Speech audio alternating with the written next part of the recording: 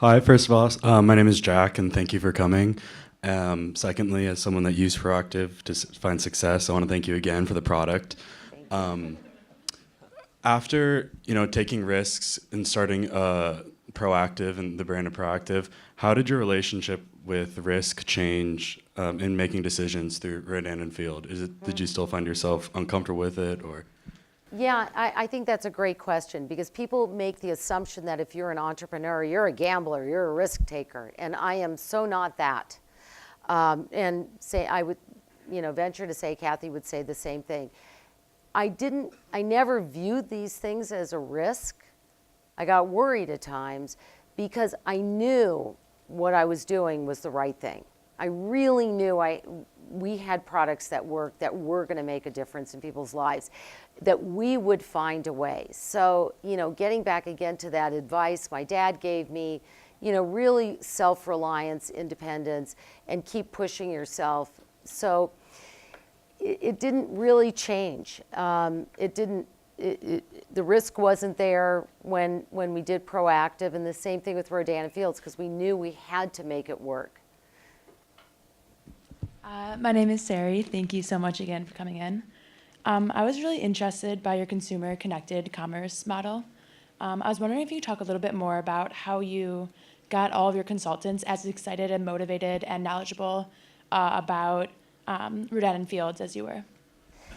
So the way that we do that, so we educate them in a number of different ways, but there's so much available online and on our website, and we have these replicated websites that provide all the product information to help the consultant as well as the customer to learn about the products.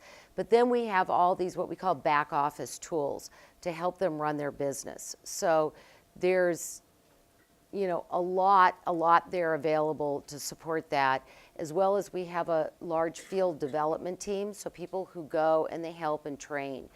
But, and as I said, some people build a business, some people do it to retail the product, and a huge percentage of people who do it, who would be classified as consultants, do it because they have a community. But the vast majority of people are true customers. So what the consultants do, and in a market survey that we did of all the customers, I think they got a 92% excellent score from their customer as to the service they provide. So they're there to provide that service. We back it up too. We have what's called RF Connection, which is trained nurses who help also answer other kinds of questions. We have a whole customer service arm. So we really try to make it as easy as possible for people to build the business. But the customer is at the heart and soul of that consumer connected commerce.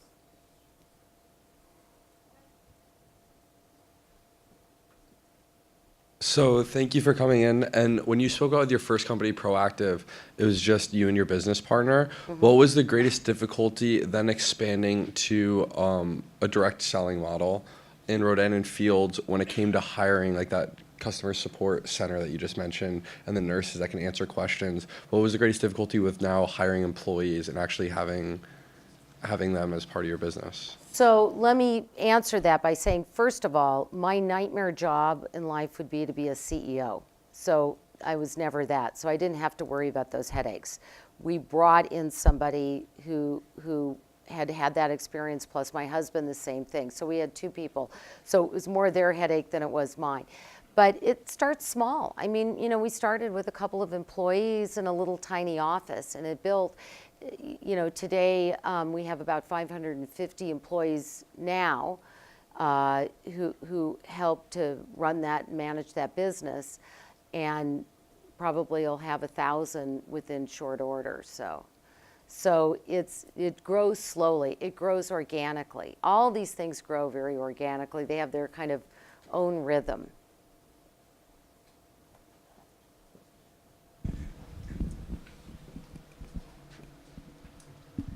Hi, my name is Sophie Wicks. I'm actually a health student as well. I'm studying to go pre-med taking the MCAT. Go for it. Thank you.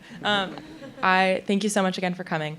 I wanted to see, how do you make the science tangible for customers, and how did you originally jump into the doctor product to something tangible and kind of sexy, and marketing kind of a science-based, disgusting, acne, to something that's very accessible and that people really loved and wanted to buy?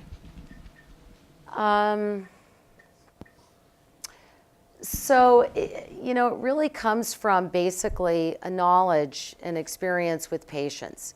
So when you spend your career and you're talking to people one-on-one, and you get to understand what's in their mind, what bothers them, how to explain things, you have many opportunities to explain how products work, how medicines work, what acne is. You kind of, perfect that. So that's a lot of the communication that we use, the communication style. You have to bring it to, very accessible way. Your other part of your question was how did it become sexy? How did acne become sexy? So you made the science tangible, and how did you grow that from your product to grow that into the skincare market? We had the skincare product, and the market grew by getting that message out.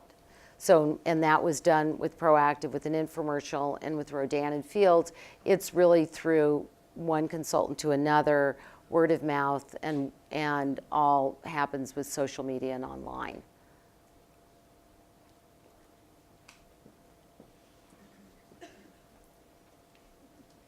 Hi, thanks so much for coming. You talked a lot about how you were kind of running this on the side out of your own paycheck. You just had the one partner, you had your practice, you had your marriage, you had your family. Can you talk about kind of your personal regimen that gave you energy and the stamina and the perseverance to just keep bringing energy through every pursuit, through every day, even till now you're still seeing patients at your practice? Yeah, you mean my many nervous breakdowns? No, here's my best advice, and I have some little tips I can come up with for you, but one of them is, for the women especially in this room, the most important business decision you will ever make is who you marry, because that person is your partner. And if you don't have somebody who believes in you and supports you, it's nearly impossible to make it and sustain a marriage. So I have that person. That's, having the greatest parents, I have the greatest husband. And so it was a partnership. So we had to get through this together. He was there with me every step of the way in a number of different ways. So the personal, varied from one day to the next. I never had a great luck with nannies, so I was constantly worried about my kids, and I'm working full time, and it's a million things. So it changed over the course of years. Eventually, I was working 5 days a week in a practice. When ProActiv started to become successful, I cut back to 3 days a week. So I cut that back so I'd allow for more time. And now my children are grown up, and I have 2 grandchildren, and so somehow it all worked out okay. But it's just kind of getting through it one day at a time and having the support of somebody who's wonderful. You also know what you like to do well, and avoid the stuff that you Yes. to yourself, I'm not going to be a CEO. Everybody thinks they found a company. I got to be the boss. I got to be Yeah, the CEO. no. And you were quick to bring someone in who's got that experience. Right. It's really important for yourself. And it applies to a lot of things. So it really applies to almost everything in life. I call it keep your aces in their places. So you find really the best people who can help you to get there. And you think about the things that you are good at and that you feel like you can add value and really do well and that you want to do. And for the other things, maybe it's the carpooling, that somebody else does that. So you have to sort of look at it that way and balance out your time doing that. Hi, I'm Paulina Quinn. Thank you also for coming and sharing about your experience. You mentioned how you've now solved kind of the acne problem, and then you came up with this great skincare line that has now also taken off. Do you have any new projects that you're working on, or are you just kind of enjoying your grandchildren and everything? Oh no, we're really busy. So Rodan and Fields is growing, and it's been growing every year, year after year, and to maintain that growth. I mean, everybody's, you go, wow, you're really growing, that's really amazing. But to manage that growth, to watch our executives try and manage that growth is really challenging, because you can be done on by that, taken down by that. So no, by no means have I really slowed down. It's just we are opening international markets very slowly, very methodically, very carefully, and it's just keeping up with that. It's doing press. It's finding new means of communicating. I mean, what we're doing now virtually is just amazing. How we are connecting. Dave mentioned that we had a convention last year. So we sold out. We had 15,000 people who were there. This was in Las Vegas. And we had almost 35,000 people who signed up and paid to participate virtually. So that was our first real, take into that world. So we're doing a lot more things virtually. So it keeps going, it keeps growing, and it keeps changing. And I think that's another key. You got to really stay nimble and move with however society is changing and tastes are changing and what people are looking for. Again, it goes back to putting the person at the heart and soul of your business and what their needs are.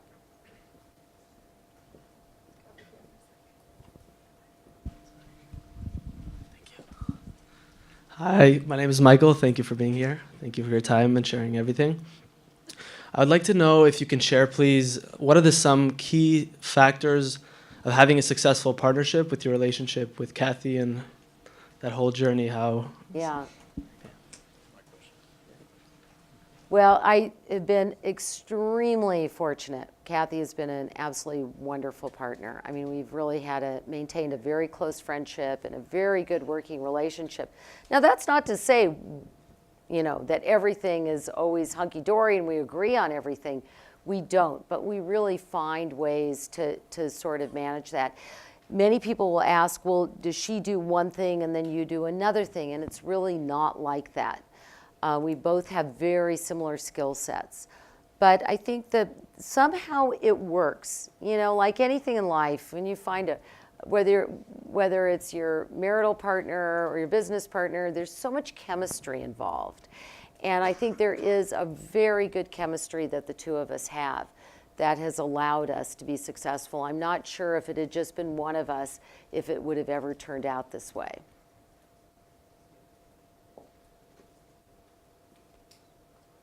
Hi, Dr. Rodan. Thank you for coming today. So someone touched on it a little bit earlier, but I was wondering about your consumer-connected commerce.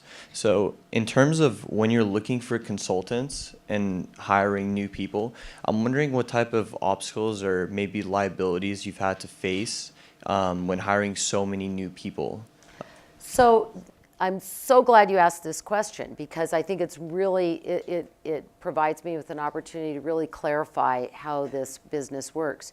We don't hire anyone. None of these consultants work for us. They are all independent contractors. We don't do, our advertising budget, as my husband likes to say, is this big. It's zero. We don't go out there looking for them as a business or as a company. This is purely word of mouth. And so they self-select. They decide based on, whatever it is they're looking for. And, we talked about the why. For people, there's a why involved, and the why changes over time. But they find us.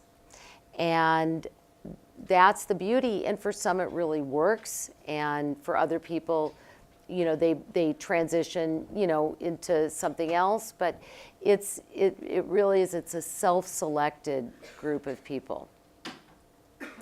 So, yes. What liabilities happens? So liabilities, yeah.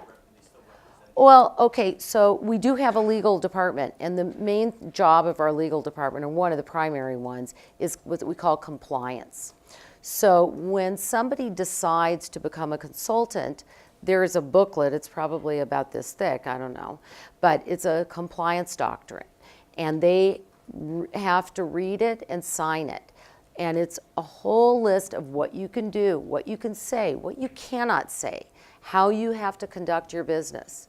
And that's what we're constantly monitoring the web and everything and looking at compliance with that, because that's really key to us. We don't want people making false claims about anything, whether it's the business or what the products do. So that's how that is managed, and it's really been pretty successful. You know, the quality of the person who is attracted to our business has been really surprising in such a beautiful way, because the people who have joined us as consultants for the most part are the most perfect demographic for something like this.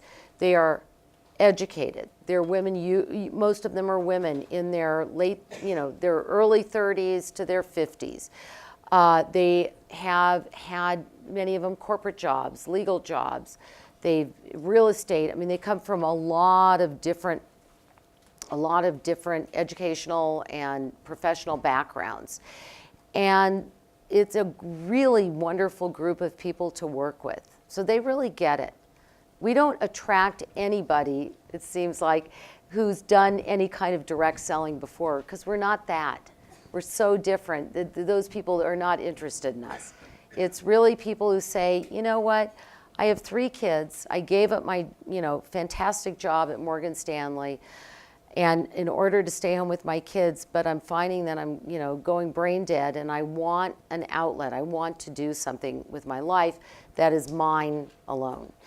And so that's how they get involved with the business, and then it takes off and has a whole life of its own for them. So that's the typical person who joins our business. So they've been really great to work with. And if you are, looking at the difference, part of the beauty and simplicity of the business is that it's by using independent contractors and not employees. So just think of them, they're substituting for the retail. They're the Yes. distribution.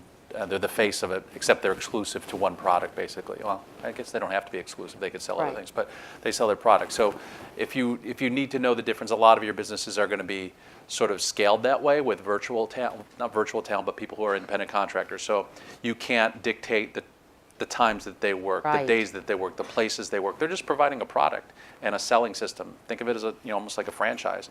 You're not liable for them.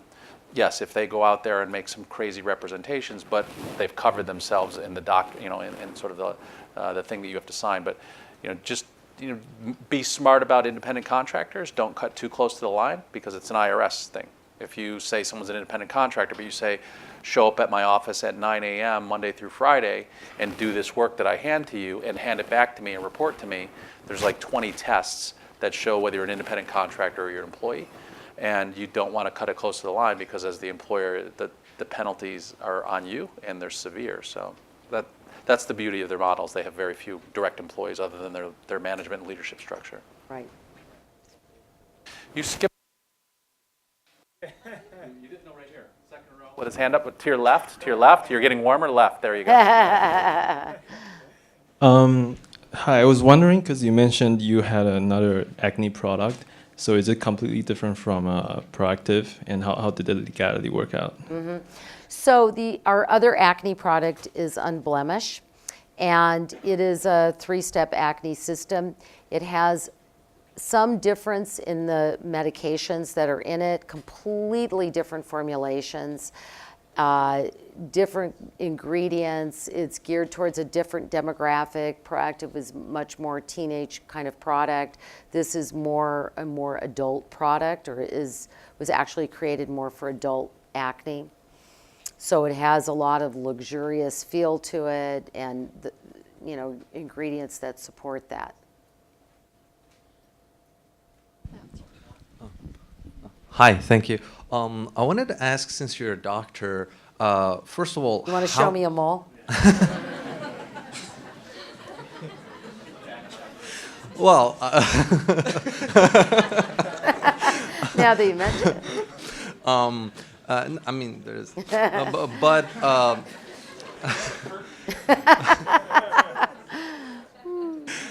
but what I wanted to ask is that how much did you have to move to the like business and finance and like being kind of distracted from your main practice, given that you are practicing, and how were you able to like balance your time and like to be able to do all of this, given again you didn't have that many employees either? So in both situations, personally, my partner, you know, I or Kathy, we don't run the business. So that's the kind of key. So our time is, we can structure it very differently. So our main areas of focus are strategy, product development, and the face of the brand and the vision for the brand, and a lot of different touch points with that. But it's a very complicated business, and we've got amazing, amazing leadership team to take care of that and keep it running, and it's really complicated, so. Hi, I'm Maggie. Thank you so much for being here. I love your pants. They're awesome. Just curious, you've started 2 amazing companies, and if you were to do it again, would you do anything differently? No. There's,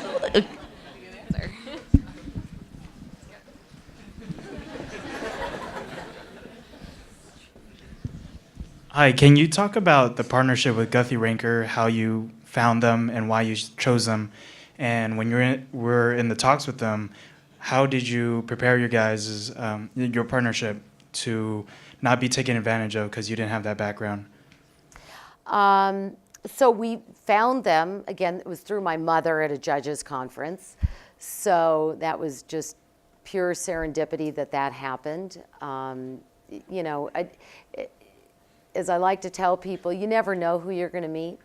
You know, I'm always urging my kids to be friendly and put themselves out there and get to know your classmates, because you never know how you can help each other. So anyway, so Guthrie Ranker, we were introduced to them. And how did we know? We didn't really know. And they didn't really know. I mean, they were new at the game too. So, I mean, we hired a lawyer, did what we thought was fair. It turned out to be, you know, good for both sides, and it worked out. So I'd say get good legal help.